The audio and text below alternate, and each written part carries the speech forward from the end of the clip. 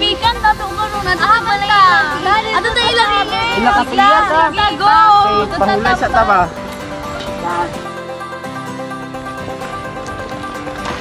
Uy, magpuding sa karon ba? Gani.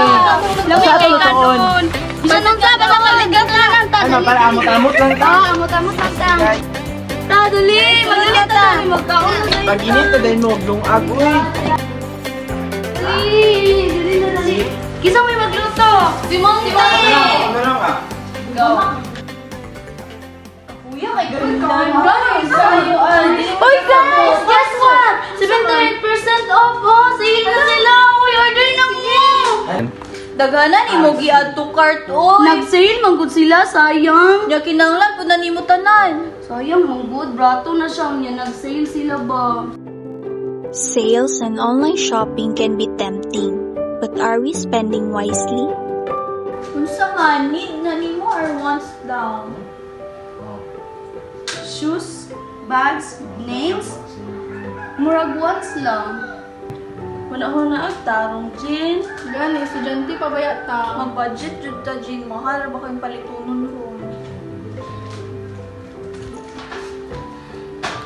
Mao gani nag-up to cart ko kay 70% ang off.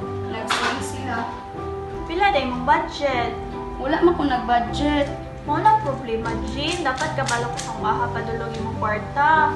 Dili mo ka kabalo mag-budget, Jin. Budget po. Budgeting means planning how to use your money wisely.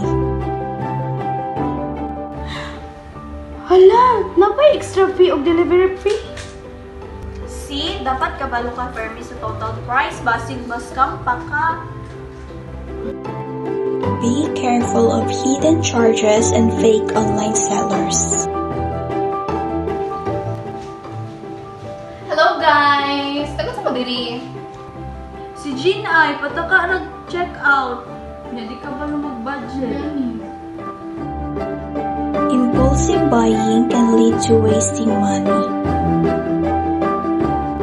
Namsa man ang taon mo. Don't rush. Think before you buy. Okay, sige. I'll just buy what I really need. Very good na, Jin. Dapat mag-budget yun ka. Ako dyan, Jin.